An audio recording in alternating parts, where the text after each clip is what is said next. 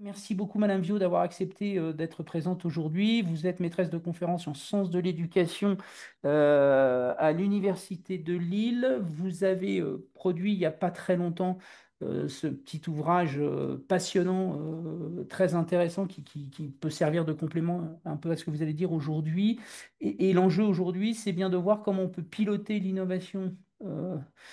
En particulier avec des pédagogies alternatives. Donc, je crois qu'on aura besoin que vous nous précisiez ce que c'est qu'une pédagogie alternative. On vous laissera bien sûr vous présenter. Voilà. Et ensuite, comment être chef d'établissement dans cette dynamique-là? Est-ce que vous avez des conseils à nous donner dans ce que vous avez pu observer dans un certain nombre d'établissements?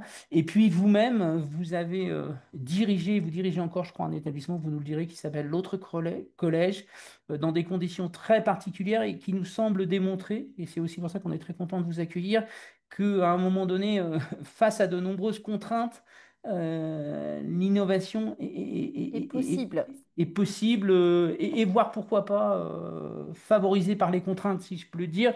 Je le dis parce que je crois que vous ressentez un certain nombre de contraintes à l'éducation nationale et je préviens un peu nos personnes qui écoutent que vous pouvez être critique de manière euh, très rationnelle, hein. Et vos Mm. propos s'appuient sur un certain nombre d'observations et d'études, mais qu'effectivement, on est tout à fait prêt à écouter, à vous entendre avec les critiques que vous pouvez nous dire. Et n'hésitez pas donc à réagir dans le chat. Avec Jeanne, on essaiera effectivement de classer Relayer. tout Mm. ça. Je crois qu'il y a peut-être d'autres personnes du COPIL qui seront avec nous pour nous aider aussi. Et puis, il y aura un temps de discussion. Là, je crois que Madame Bio avait prévu à peu près 20-25 minutes de présentation, ce qui nous laissera bien 20-25 minutes de discussion. Voilà. Jeanne, est-ce que j'ai oublié des choses? Non, je crois que tout ça a été très clair. On va Super. pouvoir Merci laisser beaucoup. la parole à Madame Vio. Et voilà, on vous suit sur le chat pour relayer vos questions. Eh ben, bonjour à vous tous. Merci beaucoup de m'avoir invité, d'être aussi nombreux en ce 20 août. Alors, je sais pas si je pourrais donner des conseils. Je vais essayer de donner des constats, on va dire, en tant que chercheuse de choses que j'ai pu comprendre du fonctionnement du système éducatif. Il faut que j'arrive à faire marcher mon diaporama. Voilà. Ah. Alors, l'idée, c'est de vous présenter donc des résultats de travaux de recherche sur l'innovation pédagogique dans le secondaire, avec un plan très simple, hein. Je vais essayer d'abord de faire une petite typologie du type de pratique innovante qu'on peut observer. Ensuite, des apports de recherche sur ce qu'on sait de ce qui peut aider à soutenir l'innovation pédagogique. Et ensuite, un exemple de fonctionnement complètement différent, donc, dont vous parliez à l'instant, l'autre collège. Alors, je précise que je parle de pédagogie, de comment on change l'enseignement des maths, comment on change l'enseignement du français, etc. Je ne parlerai pas des changements qui concernent la vie scolaire, par exemple mettre des médiateurs, enfin ce type de choses, parce que je suis convaincue que la crise actuelle de l'école, et particulièrement la crise du collège, hein, qui est vraiment le maillon faible, vient du fait que c'est le mode de transmission des connaissances qui a très peu évolué depuis le 16e, 17e, 19e siècle. On a des enseignants qui parlent, des élèves qui écoutent, des élèves qui prennent des notes, qui apprennent par cœur, qui doivent rester assis sans bouger. Bon, je caricature complètement, évidemment, mais dans un contexte où en quelques clics, on a accès à toutes les connaissances du monde, c'est assez insupportable pour les adolescents d'aujourd'hui. Et les besoins dont aujourd'hui, ce que les jeunes ont besoin de savoir, c'est apprendre à chercher par eux-mêmes des informations, les trier, démêler le vrai du faux, s'exprimer à l'oral, prendre des initiatives, travailler en équipe à plusieurs, mener des projets. Enfin, pour voilà, les citoyens dont on a besoin pour le monde de demain ont plus besoin de ces compétences. Et du coup, voilà, tout ça pour dire que je parlerai plus du mode de la transmission des connaissances que de ce qui est plus la vie scolaire. Euh, alors, d'abord, rapidement, quel type de pratique pédagogique innovante dans le secondaire on peut observer? Je dirais qu'il y a trois échelles. D'abord, l'échelle d'un enseignant, parfois deux enseignants, trois enseignants, mais des enseignants tout seuls dans leur classe, euh, sans travail collectif. Euh, l- alors, on a plusieurs déclinaisons. On a la déclinaison classe inversée, classe autonome, classe flexible, avec pas mal de ressemblances quand même. Classe inversée, c'est une idée qui vient des Américains depuis, je sais pas, 12, 15 ans à peu près. On observe que ça se développe en France. L'idée que au lieu de faire le cours en classe et ensuite des exercices, enfin, du travail à la maison, les élèves vont avoir le cours à la maison avec des vidéos. On leur met à disposition via un Padlet ou des choses comme ça. Et en classe, on va garder du temps pour des activités plus collectives. Ça permet d'avoir plus de temps en classe pour des activités. Ça permet aux élèves d'aller à leur rythme.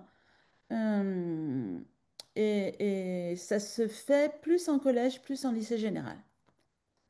Une deuxième modalité qui se développe de plus en plus et qui est plus récente aussi d'ailleurs, euh, du moins plus récente dans le secondaire, c'est ce qu'on appelle, alors il y a différents noms, mais on appelle en général ça la classe autonome.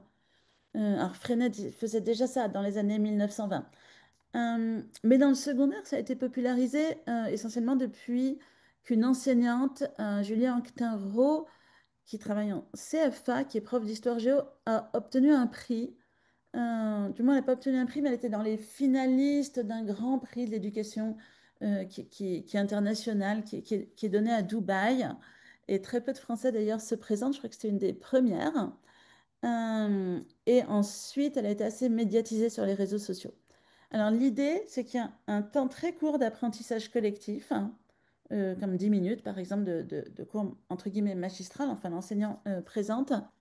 Et ensuite, les élèves sont dans des ateliers autonomes et ils tournent avec un plan de travail à leur rythme d'un atelier à un autre. Et les ateliers sont très Montessori, très fondés sur la manipulation. C'est-à-dire, il sait jamais quelque chose où ils doivent écrire, ils doivent replacer, mettre des drapeaux sur une carte, mettre des cartes dans le bon ordre, mettre des cartes plastifiées par paire, etc. Alors c'est intéressant parce que ça les rend vraiment actifs et ça change complètement le rôle de l'enseignant qui devient celui qui est là pour les aider et pas pour enseigner. Euh, et ça se développe en collège et ça se développe surtout en lycée professionnel. Euh, et ces deux modalités-là sont souvent associées à la classe flexible. La classe flexible, c'est l'idée que les élèves, au lieu d'être assis à une table derrière un bureau, vont être sur des poufs, des fauteuils, des canapés, des petits meubles spécialement conçus pour ça. Ça vient aussi et de Montessori et des États-Unis à la fois. Et ça favorise la concentration parce que certains ont besoin de bouger et se concentrent mieux quand ils peuvent être dans des positions différentes, etc., etc. Euh, pour ces trois types d'innovations, qui sont avec des noms différents, à peu près ce qu'on peut trouver pour un enseignant tout seul dans le secondaire, euh, on, on a, alors selon les enseignants, moi je travaille surtout par entretien avec les enseignants, plusieurs points communs. L'importance du soutien du chef d'établissement. Il n'y a aucun enseignant que j'ai pu rencontrer qui met en place ce type de pratique ne peut le faire sans le soutien du principal ou du proviseur. L'exemple le plus parlant, ça va être celui dont je vous ai parlé tout à l'heure, Julien Anquetin-Renaud, qui a écrit un livre en fait sur son expérience et qui du coup explique vraiment que si son principal ne l'avait pas soutenu, c'est lui qui lui a dit de s'inscrire à ce prix, c'est lui qui lui a dit, etc., etc., etc. Et sans ça, ça n'aurait pas eu de retentissement. Et aujourd'hui, euh, ce qu'elle a fait a inspiré beaucoup d'enseignants. Quand on tape par exemple, alors, beaucoup sur les réseaux sociaux. Voilà, l'image que j'ai mise, c'était quand on tape classe autonome juste dans les groupes de Facebook, on se rend compte qu'il y a des groupes Facebook et ils sont actifs, très actifs, voilà, sur quasiment toutes les disciplines, mathématiques, langue vivante, espagnol, histoire géo, etc. Donc ça fait une dizaine d'années, mais plus, bon, pour toutes ces pratiques, on va dire, dans le secondaire, ça fait 10 ans, ça fait 15 ans, et c'est vraiment Internet qui a changé les choses, le fait qu'il y ait pu avoir ces partages horizontaux. Euh, les points forts, évidemment, dehors de l'intérêt que ça a, c'est que il y a peu de besoins matériels, hein. En dehors de la classe flexible, bon, les enseignants, ils fabriquent leur matériel eux-mêmes. Il y a rien qui s'achète en matière de matériel. Euh, et c'est assez stable dans le temps. En tout cas, comparé à ce dont je vais vous parler dans 2 minutes, c'est-à-dire les innovations qui peuvent être mises en place par des collectifs d'enseignants. Quand c'est un enseignant isolé, c'est beaucoup plus stable que quand c'est plusieurs enseignants. Euh, alors, la fragilité, le point de vigilance, c'est délicat à dire, mais euh, ce que disent en tout cas les enseignants, c'est que parfois, le fait d'être soutenu par un principe, par son chef d'établissement, peut induire des relations difficiles avec les autres collègues. Un, un enseignant peut être perçu comme, entre guillemets, un agent du pouvoir ou un bon élève. Enfin, les enseignants n'aiment pas du tout qu'on leur dise ce qu'ils doivent faire et il peut y avoir cette opposition. En tout cas, certains en parlent quand on les interroge. Hum, alors, quand c'est plus un enseignant, mais que c'est plusieurs enseignants, on a un deuxième niveau, plusieurs enseignants qui se regroupent. Et là, le plus souvent, c'est ce qu'on appelle la classe coopérative. Euh, il n'y en a pas beaucoup. Je ne saurais pas les compter, mais bon, c'est quelques dizaines maximum. Euh, c'est donc des enseignants de plusieurs disciplines qui vont faire un projet ensemble, un projet qui va être déposé à la CARDI, qui va avoir besoin voilà, d'un soutien et qui vont aller au-delà de ce que fait un enseignant tout seul parce qu'ils vont mutualiser des heures. Par exemple, en général, il y a souvent une heure de vie de classe tous les 15 jours. Bon, là, je m'appuie sur des personnes que j'ai rencontrées, des classes où j'ai été enquêtée, mais aussi sur ce livre de Guillaume Caron et d'autres collègues, Oser les pédagogies coopératives, qui parlent notamment de deux expériences et d'une expérience que je connais parce que j'enseigne à côté, qui est à Mont-Saint-Barreul, dans le Nord, où il y a une école primaire en pédagogie Freinet qui est assez connue parce qu'il y a pas mal de chercheurs qui ont travaillé là-dessus et qui ont fait un livre qui a montré beaucoup de choses. Et donc, les enseignants du collège avaient visité cette école primaire, avaient trouvé ça très impressionnant, entièrement en pédagogie Freinet, et avaient souhaité faire d'abord une classe de sixième qui pourrait accueillir les anciens élèves de l'école Freinet et qui garderait certains aspects de la pédagogie coopérative. Et puis, d'année en année, ils sont montés, voilà, une classe de cinquième ensuite, une classe de quatrième. Et c'est le modèle qu'on a à peu près partout. Il y a des classes coopératives. En général, ça représente une classe par niveau, une heure de vie de classe dédiée tous les 15 jours, et puis des heures communes pour du travail autonome. C'est-à-dire qu'il va y avoir par exemple moins d'heures de maths, moins d'heures de français, etc. Et puis il y a des heures qui sont multimatières, où les enseignants se relaient, où les élèves sont plus autonomes et s'entraident, etc. Euh, c'est plus inspiré de Freinet, alors que peut-être ce dont on a parlé avant, c'est plus inspiré de Montessori, si on peut dire un peu les choses comme ça, de façon un peu caricaturale. Mais la priorité est plus sur la formation des citoyens, tandis que dans dans ce que j'ai présenté avant, la priorité est plus sur rendre l'élève actif et sortir de l'enseignement frontal. Euh, Ensuite, dernière échelle, celle de l'établissement expérimental. Euh, c'est ce que j'ai le plus étudié et c'est ce dont je parlerai le moins parce que c'est ce qui est le plus compliqué à mettre en œuvre.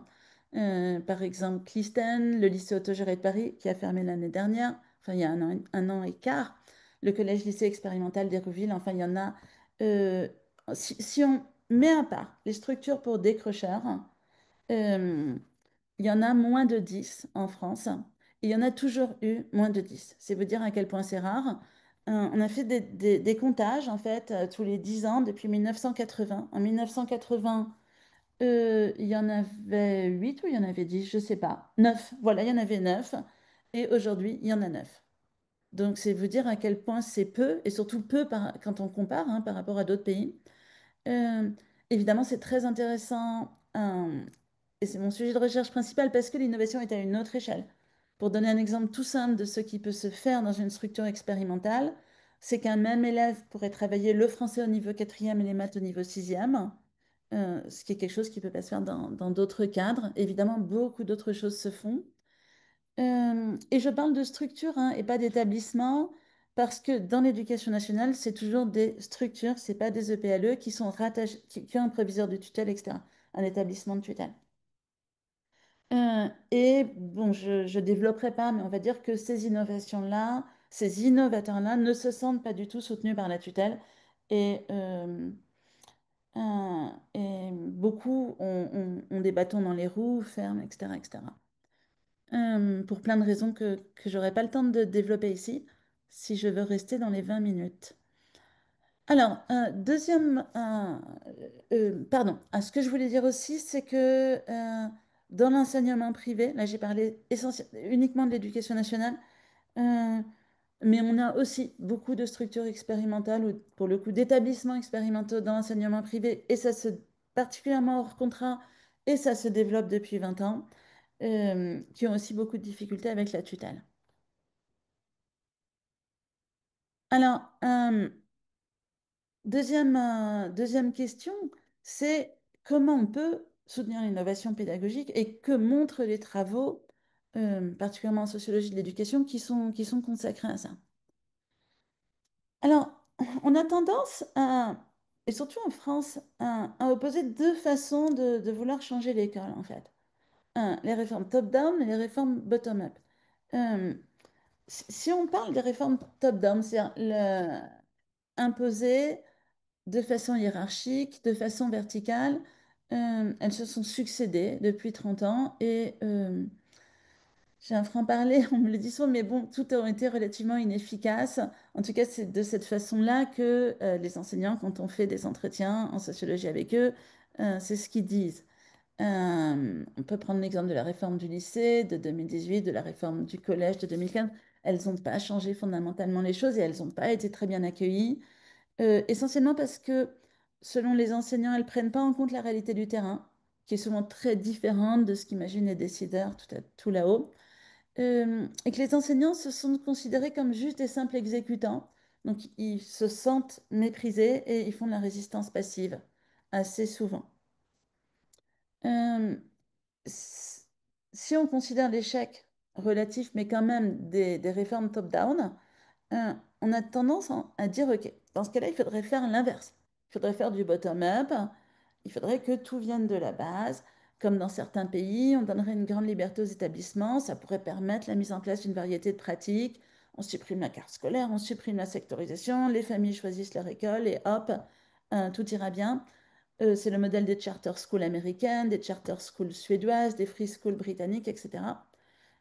Mais là, justement, ce que montrent les recherches en sciences de l'éducation, c'est que ces expériences qui ont été faites à l'étranger aboutissent à des pédagogies très directives, beaucoup plus directives qu'avant. Euh, D'abord parce que la survie de l'école dépend du taux de réussite des élèves à des tests standardisés. Et du coup, ces tests standardisés qui sont nécessaires dans ce cas-là, quand il y a beaucoup de liberté, puisqu'il faut bien savoir si une école réussit ou ne réussit pas. Mais du coup, que font les enseignants, que font les établissements? Ils pratiquent. Ils préparent à ces tests standardisés. Du coup, plus de bachotage, plus d'entraînement systématique à la passation de tests au détriment d'autres apprentissages, plus de pression sur les élèves, plus de pression sur les enseignants. Tout à fait l'inverse de ce qu'on veut, un- du moins de choses qu'on peut défendre en faveur de l'innovation de l'éducation. Et l'autre chose, c'est que les parents sont très attachés à des modèles pédagogiques traditionnels et que quand ils ont le choix, ils vont vers des pédagogies plus classiques quand ils ont le choix de l'établissement, parce que les pédagogies différentes sont très mal connues et du coup, quelque chose qui est très mal connu fait peur. Euh, donc, si on, si le top-down ne marche pas et que le bottom-up ne marche pas, qu'est-ce qu'on peut faire? Euh, les recherches en psychologie sociale euh, montrent une chose qui n'est pas toujours connue, c'est l'importance des interactions sociales dans l'adoption d'une nouveauté. Euh, En gros, ça veut dire que ce qui compte, c'est de voir en vrai une personne qui fait autrement. Euh, il y a des recherches, il n'y a pas de recherches qui ont été menées là-dessus sur des enseignants, mais il y a des recherches qui ont été menées sur des médecins ou sur des agriculteurs. Par exemple, des médecins, on aimerait qu'ils adoptent, par exemple, un nouveau médicament. Et du coup, on va leur donner, alors c'est des recherches qui sont menées sur des milliers de médecins, etc. On leur donne à lire des articles scientifiques qui vont prouver que tel traitement, tel médicament est plus efficace. Et puis on voit combien de médecins vont effectivement prescrire ce nouveau traitement. Et là, c'est faible. Ensuite, toujours sur ce panel de médecins, il va y avoir un collègue qui va leur dire, tu sais, moi, j'ai essayé ce nouveau traitement avec 2 patients ou 3 patients et ça a été super, ça a vraiment très bien marché. Et bien là, on va voir qu'il y aura un beaucoup plus grand nombre de médecins qui vont prescrire le traitement donné. Ce qui paraît absurde, puisque par comparaison à des lectures d'articles scientifiques où ils auront eu des résultats d'expérimentation de ce traitement sur voilà, 10 000 personnes. Mais on fonctionne comme ça. On a des mêmes types de recherches sur les agriculteurs. Euh, voilà, quand on se demande comment est-ce qu'ils vont adopter telle nouvelle, tel nouveau produit agricole, etc., euh, tout- c'est vraiment le fait d'être en contact avec une personne qui l'a expérimenté qui va faire le déclencheur de l'adoption de la nouveauté. Évidemment, c'est des choses qu'on transpose aux enseignants. Euh, et on sait que la clé pour que des enseignants changent leur pratique, ça va être qu'ils aient vu un collègue qui aura changé sa pratique et qui aura pu... Alors, il faut que quelqu'un change sa pratique, mais il faut aussi que cette personne le fasse savoir. Et on a des enseignants qui font des choses tout seuls dans leur classe et personne n'est au courant. Donc, avoir un collègue, quelqu'un qu'on connaît directement qui change quelque chose et avec qui on a pu échanger, parler, afin que cette innovation soit connue. Donc là, on a vraiment une clé. euh, et un levier pour un chef d'établissement euh, qui aide justement et de soutenir et peut-être d'être la personne qui va diffuser cette innovation au moins à l'échelle de l'établissement.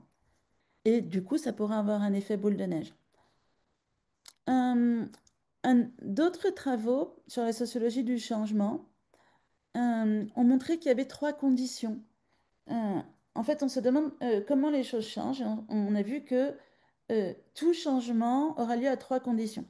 Il faut qu'il y ait une pression forte, des modèles nouveaux et des espaces de liberté. On peut analyser plein de choses avec ça. Vous pouvez analyser la Révolution française.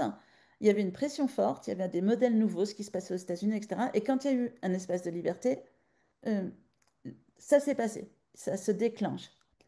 Euh, Si on regarde le système scolaire actuel, on voit qu'il y a une pression forte. C'est vraiment la crise, il y a une crise au moins du collège, une perte de sens pour les élèves, on a plein d'indicateurs qui montrent qu'on n'est pas dans une bonne situation. On a des modèles nouveaux, au moins depuis une quinzaine d'années, justement avec Internet, les réseaux sociaux, etc., qui ont permis aux enseignants d'entrer en contact avec plein de pratiques qui étaient très ignorées et qui étaient surtout pour le primaire avant. Et les espaces de liberté, c'est majoritairement ce qui manque. Et c'est en fournissant, et c'est quand on fournit ces espaces de liberté qu'on voit que des personnes peuvent franchir le pas. Donc, ça permet de comprendre le rôle essentiel du soutien aux enseignants qui vont faire un pas de côté et qui ne se sentent pas toujours soutenus. Le rôle essentiel de la formation des enseignants, qui sont pas du tout assez formés aux pratiques différentes, innovantes, alternatives, etc. Déjà pour les enseignants du primaire, pas assez pour les enseignants du secondaire, encore beaucoup moins. Le rôle essentiel des cadres intermédiaires de l'éducation nationale, inspecteurs, etc., etc., conseillers pédagogiques, qui eux aussi connaissent très peu les pédagogies différentes. Et évidemment, le rôle clé de la recherche, qui va permettre de donner de la légitimité à ces pratiques, de les diffuser, euh, ce qui fait partie des choses essentielles pour qu'il y en ait davantage. Euh, alors, dans l'idée qu'on a besoin justement de modèles nouveaux, ambitieux, soutenus par la recherche, j'arrive à cette troisième partie euh, où je voudrais vous parler d'un projet que je porte depuis 7 ans. Alors, pour vous raconter un peu ma vie, quand j'ai été jeune enseignante d'histoire géo à partir de 1993 et j'ai voulu porter un projet de collège-lycée expérimental dans l'éducation nationale qui a été assez loin, qui a été soutenu par Philippe Mérieux à l'époque. J'avais eu un détachement dans ces années-là d'un an avec d'autres collègues. Enfin, on a failli ouvrir, on n'a pas ouvert. Euh, et j'étais restée un peu. Ensuite, j'ai été chercheuse, enseignante à l'université, et j'ai accompagné énormément d'équipes qui ont créé ou qui ont voulu créer, qui n'ont pas réussi à créer des collèges ou des lycées expérimentaux dans l'éducation nationale. Et souvent, j'ai quasiment toutes les équipes que j'ai vues ont vu leur établissement fermer et ont eu des démêlés assez négatifs avec la tutelle. Euh, Dans l'éducation nationale, hein, j'ai aussi suivi des équipes de ce type dans le privé et c'est le même constat. Et à un moment donné, je me suis dit, j'ai vu énormément de collèges et lycées alternatifs, j'ai vu plein de choses qui fonctionnaient, j'aimerais tellement les mettre ensemble et pouvoir essayer de tester un autre modèle. Et puis voilà, je sais pas, j'ai fêté mes 50 ans, je me suis dit, j'y arrive pas à ouvrir ça dans l'éducation nationale, j'ai vraiment essayé à plusieurs reprises, ça n'a pas marché. Je vais ouvrir quelque chose de différent dans le privé hors contrat et en tant que chercheuse. Et toujours formatrice d'enseignants, puisque c'est mon métier dans un INSPE du public, je vais suivre cette expérience avec les outils de la recherche et peut-être que ça pourra avoir un effet, en tout cas un effet dans le sens où dès que un modèle nouveau est toujours intéressant et voir sa faisabilité. Donc c'est l'autre collège, c'est son nom, c'est un tout petit collège, donc c'est sa septième année, il y a 20 élèves de la sixième à la troisième, une classe unique. Et ce tout petit nombre est dû au fait qu'on a ouvert dans un centre social qui met ses locaux à disposition de façon à ce que le coût reste faible et qu'il puisse y avoir une vraie mixité sociale. L'idée, c'était pas du tout de faire un établissement comme beaucoup d'écoles Montessori, etc., à Paris, qui sont destinées uniquement à des milieux très privilégiés, parce que ça aurait rien montré du tout et ça aurait pas été intéressant du point de vue de la recherche. Euh, alors très rapidement, pour vous dire comment ça fonctionne, mais je vais pas m'attarder, la première particularité, c'est qu'on a un fonctionnement qui est centré sur les projets pluridisciplinaires. Il y a un temps académique, français, maths, etc. 1 heure à 2 heures par jour maximum. Et tout le reste, c'est des projets pluridisciplinaires, du théâtre, de la radio, un journal, enfin, très pédagogie freinée. Euh, une vie démocratique. Et avec ce fonctionnement, avec juste 1 heure ou 2, euh, avec juste 1 heure et demie, par exemple, de maths par semaine, depuis 6 ans, tous les élèves qui se sont présentés au brevet des collèges l'ont eu. Donc, ça montre qu'on peut faire complètement autrement et avoir des acquis académiques qui soient standards. La deuxième particularité, c'est qu'on a un fonctionnement démocratique. 1 heure par jour ou 45 minutes par jour, 3 fois par semaine, de ce que Freinet appelait le conseil. C'est un temps où les élèves vont faire des propositions, gérer les projets, prendre la parole, argumenter, etc., etc. Avec l'idée de former des citoyens qui auront l'habitude de parler en public, de défendre leurs idées, de s'impliquer pour le collectif, de prendre des initiatives. Enfin, tout ce dont on pense qui est nécessaire pour les citoyens de demain. Euh, une autre particularité, mais j'en ai parlé, voilà le modèle économique et social, qui est novateur parce qu'il n'y a pas d'établissement privé hors contrat, aussi petit soit-il, qui fonctionne comme ça. Des fois, je dis, et c'est un peu une boutade, je dis, on a ouvert un collège sans prof et sans locaux, et ça marche très bien. On est sans locaux puisqu'on est dans ce centre social le matin et que l'après-midi, on est nomade. C'est-à-dire qu'on va partout dans Paris, dans les musées, dans les bibliothèques, dans un petit théâtre qui nous met des salles à disposition. Enfin, Paris regorge de richesses culturelles. Et on n'est pas vraiment sans prof parce qu'on a un salarié qui est un coordinateur. Mais enfin, on a voilà, une personne. Et sinon, comme dans les crèches parentales, chaque parent fait 4 heures par semaine de permanence et transmet ce qu'il sait, ce qu'il aime, etc. Et la quatrième particularité, bien sûr, que c'est un projet en lien étroit avec la recherche. Voilà, avec trois axes de recherche. Euh, et c'est un lieu d'expérimentation, c'est un lieu de recherche, c'est un lieu de formation. On reçoit énormément d'enseignants, on reçoit au moins chaque semaine, on a un visiteur ou plusieurs visiteurs de très nombreux pays. Euh, Espagne, Belgique, Grande-Bretagne, Pérou, Canada, Tchèque et encore ce PowerPoint date. Euh, et il y a le livre donc, que j'ai sorti chez Nathan qui en parle. Donc voilà, l'idée c'est d'avoir un- une petite expérimentation, euh, mais, euh, mais qui puisse permettre de tester la faisabilité d'un autre modèle avec l'idée que pour faire évoluer le système scolaire dans son ensemble, il faut montrer qu'autre chose est possible, montrer qu'on peut vraiment changer de paradigme. Euh, et c'est l'idée, c'est la même idée que l'enseignant qui, tout seul dans sa classe, va faire de la classe inversée ou de la classe autonome ou ce type de choses. C'est-à-dire qu'à chaque fois, on aura une graine. Et chaque graine, en fait, enfin, moi je pense que je suis convaincue que pour faire évoluer le système éducatif, on va pas changer l'école d'un seul coup. Il faut semer des graines. Et c'est ces petites graines qui peu à peu vont faire que les mentalités, les représentations vont évoluer. Voilà, merci de votre attention. Mais merci beaucoup, Merci. Mm. Madame Pio, vraiment merci. Et à la fois, cette logique, soit des petits pas, soit d'un effet boule de neige, fait partie des choses qu'on évoque très très régulièrement à Ecoluma. Il y avait deux questions peut-être, Jeanne, on peut commencer par ça si tu en es d'accord. Oui, Il y avait Élodie qui nous dit ne risque-t-on pas un décalage pour le post-bac, université qui reste axée sur les cours magistraux, quand même, comment envisager les mêmes réflexions sur le post-bac pour des élèves qui sortiraient, je dirais, de structures très innovantes. Vous parliez du privé hors contrat, par exemple, et même plus globalement, est-ce que vous avez pu observer, à la lecture de votre livre, je crois, le retour des élèves de ces structures dans des établissements plus classiques? Comment ça se passe? Que c'est aussi des questions qui peuvent se poser à de nombreux chefs d'établissement, de voir un élève qui arrive d'un seul coup, qui a un certain nombre de compétences, et souvent ça inquiète beaucoup les équipes pédagogiques, mais aussi les personnels de direction. Donc Mm. voilà. Comment se font les transitions pour revenir à un système plus normatif? Je ne sais pas si on peut le dire comme ça. Voilà.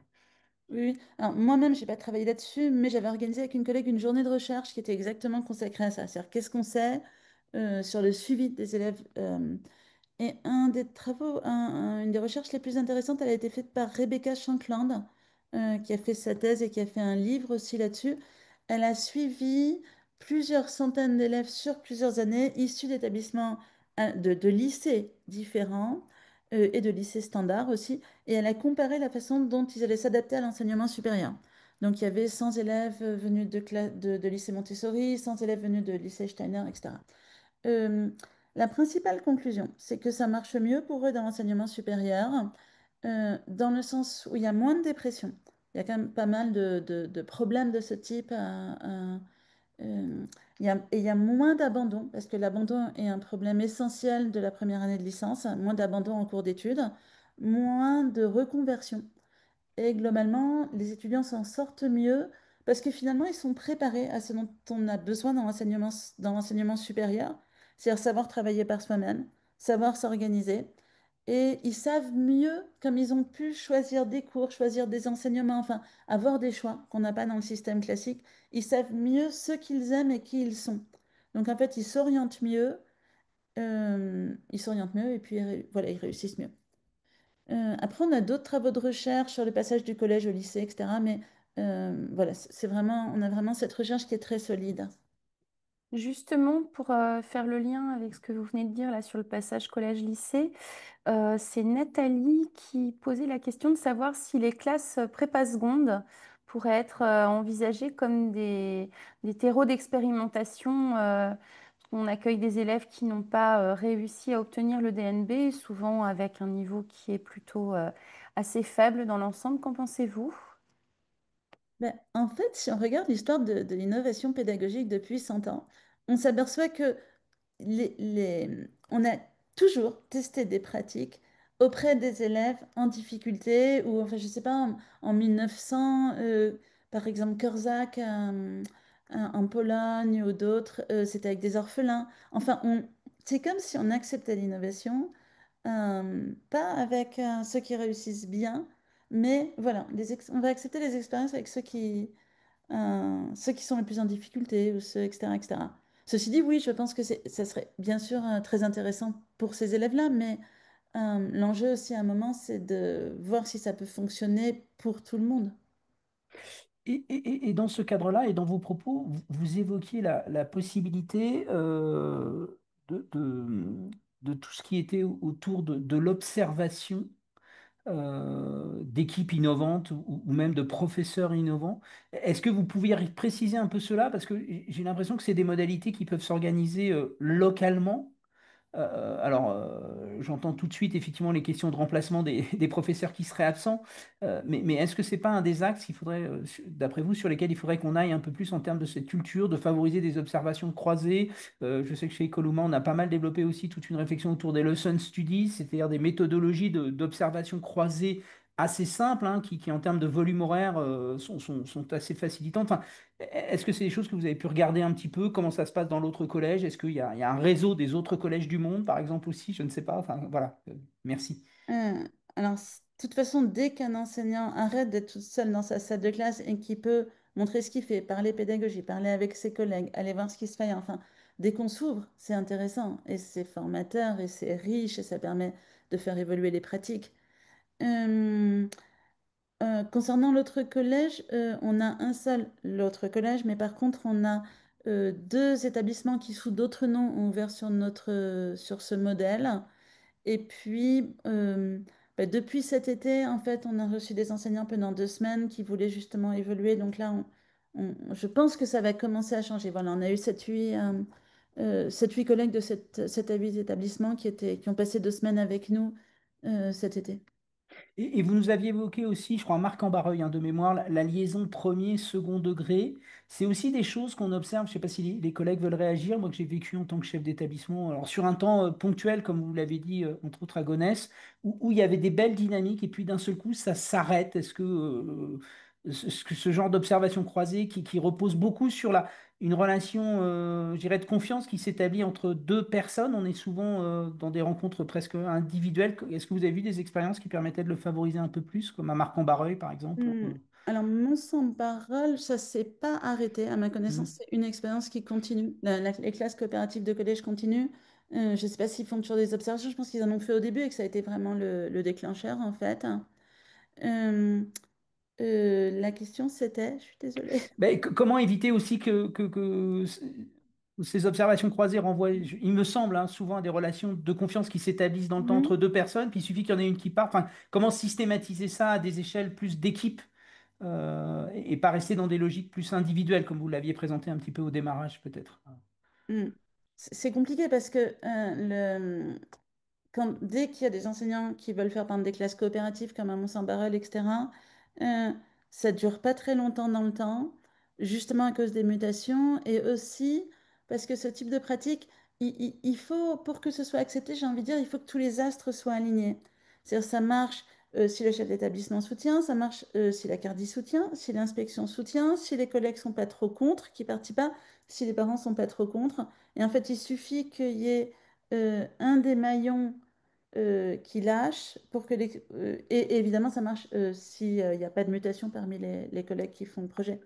Donc Mais dès- justement, sur le rôle du chef d'établissement dans l'autre collège, si on devait essayer de transposer un petit peu les missions d'un chef d'établissement dans un collège comme celui que vous avez pu créer, quels seraient les éléments facilitateurs pour mettre en œuvre cette pédagogie, en fait, c'est dans nos collèges à nous, pour porter les projets des professeurs?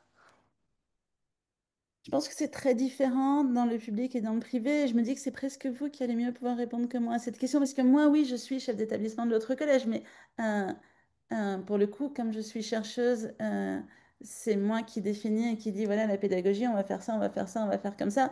Et je suis complètement maître à bord. Et c'est tout l'intérêt pour moi comme chercheuse, mais c'est quelque chose qui n'est pas du tout transposable. C'est tout l'intérêt, en fait, d'expérimenter des choses dans le privé hors contrat. On a une liberté énorme. On va Hmm. suivre le socle Mm. commun des connaissanses et des compétences. Mais à part ça, on peut faire ce qu'on veut. Et c'est pour ça que je fais cette expérience. Alors, il me semble, hein, je vais reprendre ma casquette d'inspecteur, il existe des espaces dont il faut oser s'emparer autour de devoirs faits, par exemple, et autour de l'école ouverte, par exemple. Jeanne, tu aussi, on a préparé hein, quand même ce temps. Oui, Tu citais les classes à horaires aménagés, tu citais les ECPA, tu citais les ULIS, enfin, tu citais un certain nombre de cas. Et là, on retrouve peut-être sur les ECPA et les ULIS le profil atypique voilà, des élèves. voilà, c'est clair. Mais il me semble qu'effectivement, on rentre rarement sur ces questions-là par l'entrée du projet d'équipe.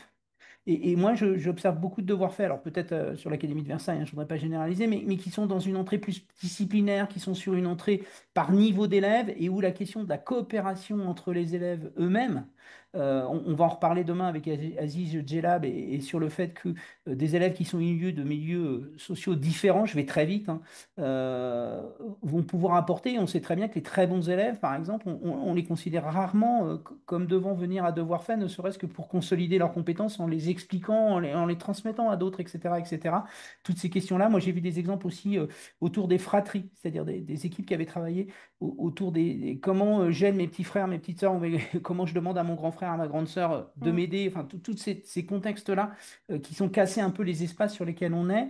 Et pour aller plus loin, Gaël nous dit, alors il y Ah, il y a avait Aïcha voilà. qui parlait d'une heure bleue. Moi, ça m'intéressait. Si Aïcha était prête à prendre la parole pour nous en dire un peu plus, ce serait Alors, formidable. il y avait Valérie qui parlait d'un marché de connaissances, et ensuite, juste pour Madame Bio, il y Oui. avait Gaël qui nous disait, est-ce qu'il ne faut pas passer par l'éducatif pour aller vers le pédagogique?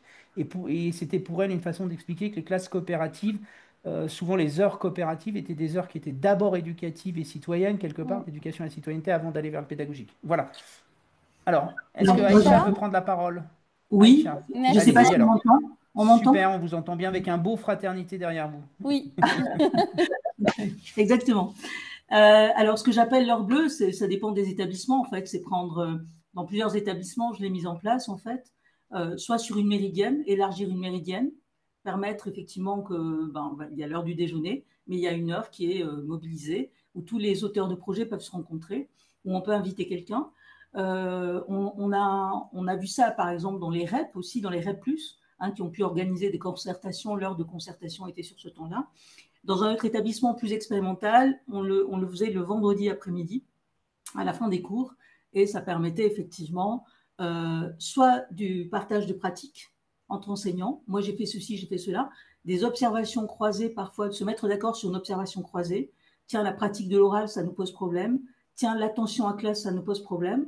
Voilà, de relever, comme disait Marie Lorviot, les difficultés voilà, des élèves ou ce qu'on avait repéré, en fait, de partir des verbatims, en fait, et d'essayer de faire quelque chose. Et le rôle du chef d'établissement, c'est d'appuyer ses équipes, c'est d'essayer aussi d'être relais auprès de la CARDI ou auprès des universités voisines pour trouver un interlocuteur, un chercheur qui va venir, en fait, en tous les cas, poser des mots, lancer des pistes de réflexion, et quitte après à ce que les praticiens, justement, sortir l'enseignant du rôle d'exécutant et justement lui dire qu'en fait, il a vraiment, il est, enfin, aider au développement professionnel de l'enseignant et en capacité les équipes, en fait, de manière à leur dire, en fait, ça va mieux se passer. Et particulièrement, par exemple, pendant la Covid, le confinement, c'était des équipes qui se sont senties fortes, renforcées par le collectif, qui n'ont pas eu ce temps de dépression qu'on a pu connaître. Bien sûr, c'était dur la reprise, mais en même temps, il y a eu ce renforcement du collectif. Voilà. Elodie Et demande à Aïcha si cette heure est intégrée à l'EDT des enseignants. alors, dans le cas de la concertation du vendredi, elle était intégrée. Il y avait un pot commun qui était pris dans chaque discipline, 30 minutes, voilà, qui permettait d'avoir cette concertation pour tout le monde. Sinon, l'heure bleue, elle est intégrée dans l'EDT de tout le monde, mais elle n'est pas obligatoire, bien sûr. Mais elle permet aux équipes, enfin, elle nous permettait à nous de pouvoir tenir ces heures et de faire des propositions ou aux équipes elles-mêmes, plus autonomes, de se réunir et de se rencontrer autour d'une problématique. Et juste dire, on avait fait chez Manageduc, ça doit encore se trouver sur le site, des retours liés au Covid sur des établissements qui avaient considéré qu'on pouvait faire des heures bleues, mais à distance. Mhm. Et Voilà, ça, c'est exactement il ce y a qui s'est passé. souvent un inconscient là-dessus qui fait que les enseignants se sentent obligés d'être là. On a une collègue, par exemple Caroline Talek, qui a fait un webinaire il n'y a pas si longtemps, qui disait que dans son établissement scolaire, un lycée professionnel, je crois, elle avait indiqué le fait que voilà, dans l'emploi du temps des enseignants quelque part, il y avait un moment donné où ils savaient qu'ils étaient mobilisables le mardi matin, même s'ils n'avaient pas cours. Enfin, et que ça a râlé un petit peu peut-être au début, mais qu'ensuite, une fois que les choses se sont mises en place, ça a été énormément apprécié parce que le sous-entendu, ça veut dire que le mardi après-midi, si j'ai pas cours, bah, je sais que j'aurai rien à ce moment-là et que j'ai une liberté qui est assez forte. Enfin, là, on est sur quelque chose de très, très pratico-pratique, mais je sais que Caroline disait que c'était très, très efficace. Marie-Laure, est-ce que vous vouliez réagir? Et puis ensuite, on peut donner la parole peut-être à Gaëlle si elle souhaitait. Le souhaitait. En tout cas, ça m'évoquait une chose que j'ai pas observée en direct, mais que ma collègue Marianne Hugon, avec qui j'ai fait plusieurs livres, ce dont elle me parlait d'un proviseur ou d'un chef d'établissement qui avait été à Clistène, qui est un des établissements expérimentaux d'éducation nationale, qui avait trouvé ça incroyable et qui avait demandé à l'équipe de venir dans son établissement présenter ce qu'il faisait, voilà, pour donner des idées, enfin stimuler l'envie de faire autre chose aux enseignants.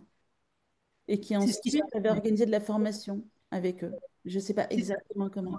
c'est ce qui se passe dans le cadre de la FESPI. Les établissements s'invitent, les équipes s'invitent et s'observent mutuellement. Alors peut-être nous dire, Aïcha, avant que Gaëlle prenne la parole, qu'est-ce qu'elle a fait SPI? Ça peut intéresser certains collègues. Ah, c'est la fédération des établissements expérimentaux de l'éducation nationale. Je ne sais plus exactement comment Secondaire, dire. public, innovant. Voilà, innovant. Voilà, Fédération des établissements secondaires publics innovants. Merci beaucoup. Gaël, est-ce que vous avez la possibilité de prendre la parole? Est-ce que vous le souhaitez? Oui, rebonjour à tous. Ah, bonjour. Ah, bah, je Euh, vois qui est Gaël, pardon. ouais.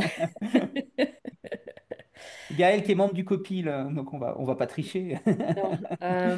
En fait, là, quand je vous écoutais, la question que je me posais aussi, c'est comment on suscite l'envie des enseignants, en fait, d'oser et peut-être se dire qu'ils ont le droit de tester des choses, d'y aller et derrière d'innover. Donc là, vous parliez en fait des pratiques collaboratives qui effectivement sont plus souvent mises en place dans nos établissements par le biais en fait des heures de vie de classe ou par exemple utiliser le conseil ou ce genre de choses qui est plus facile, il me semble, pour les enseignants plutôt que d'entrer directement par des pratiques pédagogiques. Enfin, moi je trouve que c'est très intéressant parce que ça permet de travailler autrement et puis d'ouvrir les choses, c'est peut-être une première entrée.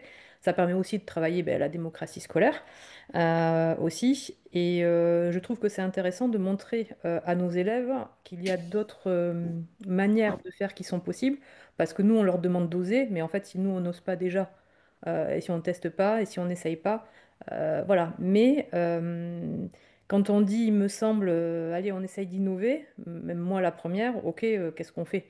Je trouve que c'est pas forcément quelque chose qui est facile d'accès en fait pour rentrer. Voilà, donc est-ce que vous avez des idées pour faciliter, pour aider les équipes à se dire, ok, c'est bon, on va y arriver, on peut essayer. Des choses que vous auriez observées, peut-être?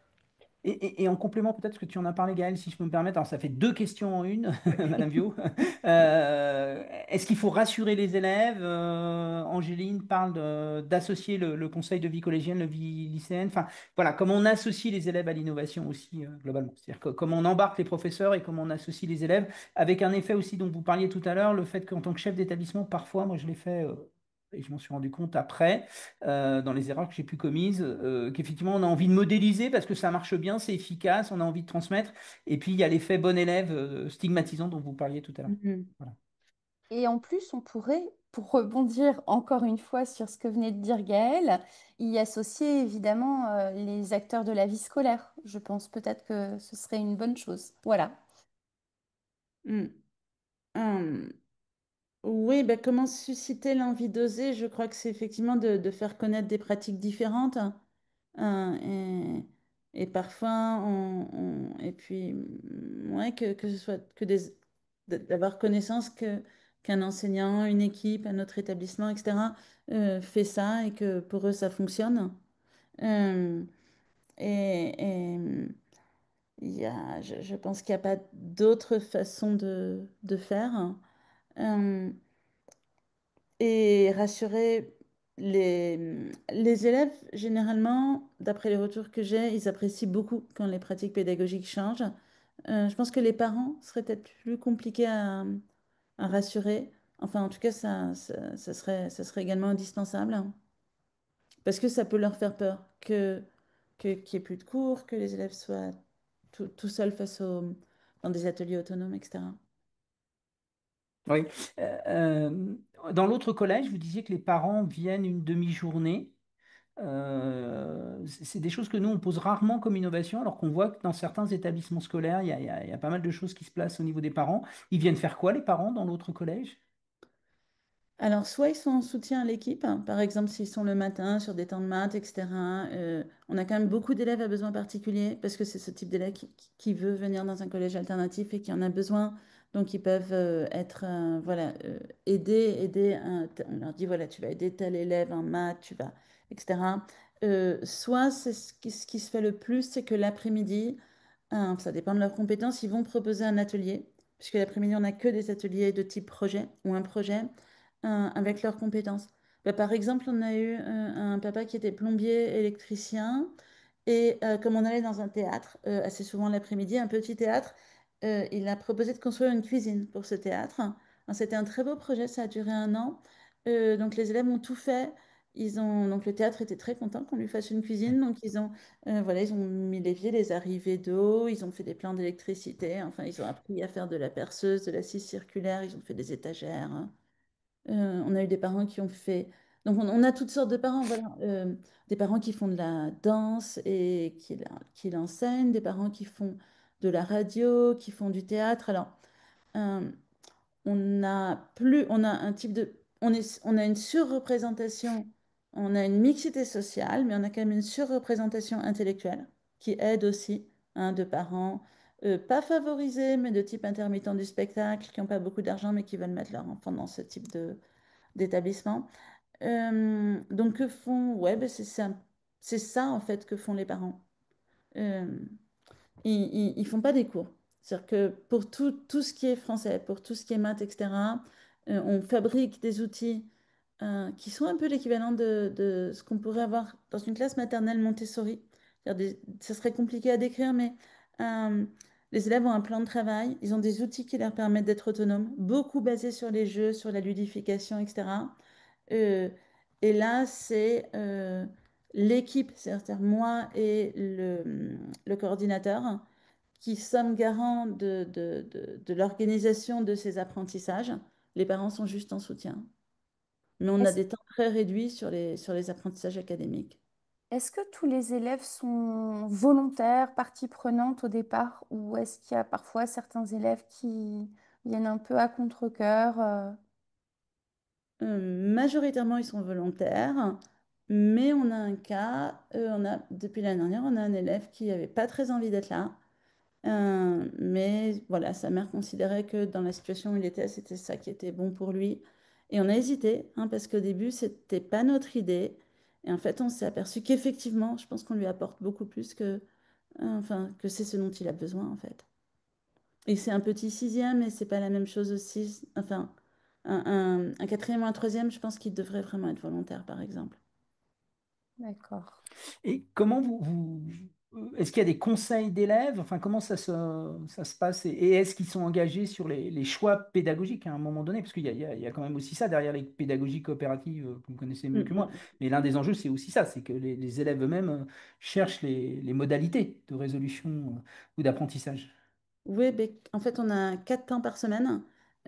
Trois lundi, mardi, vendredi, on a un conseil de 11 heures à midi, c'est-à-dire 45 minutes à 1 heure à peu près.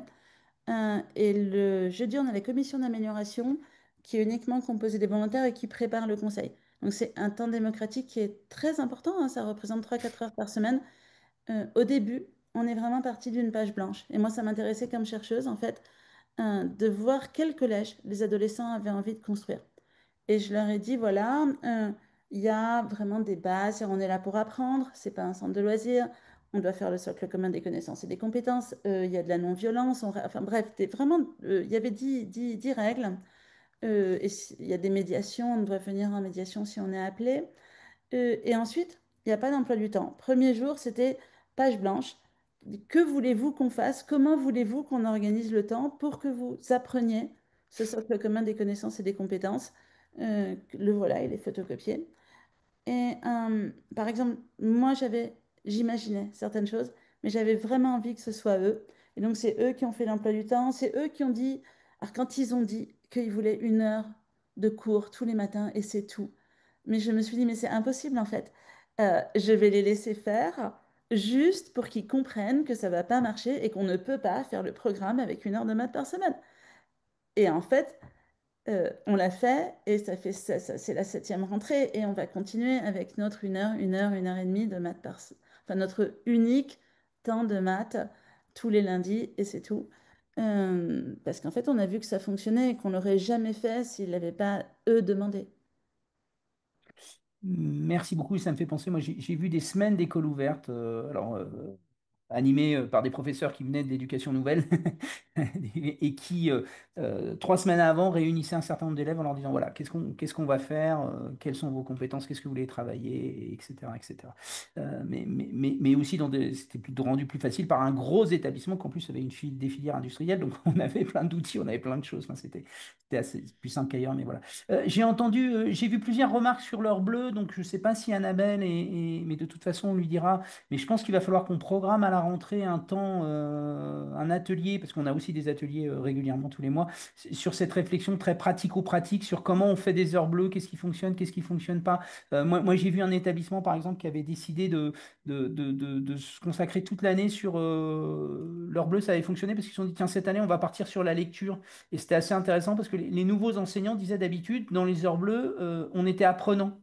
Et les anciens restaient formateurs quelque part. C'est-à-dire qu'on se retrouvait un peu dans notre situation de stagiaire. Alors que quand on s'est dit d'un seul coup sur telle problématique de lecture des élèves, comment on le résout et comment on travaille tous ensemble, comment on essaye de faire des choses, comment on observe les uns les autres, d'un seul coup, on était tous à égalité. Je le dis parce que c'était là aussi quelque chose qu'on n'avait pas du tout pensé à l'époque quand on avait observé un peu cet établissement et qui avait simplifié cette heure bleue en disant, bon, on va travailler sur les choses très organisationnelles, mais surtout et tout le temps et pendant une année, on ne parle que des questions de lecture, que ça soit en maths, en français, etc., etc., mais on se concentrait.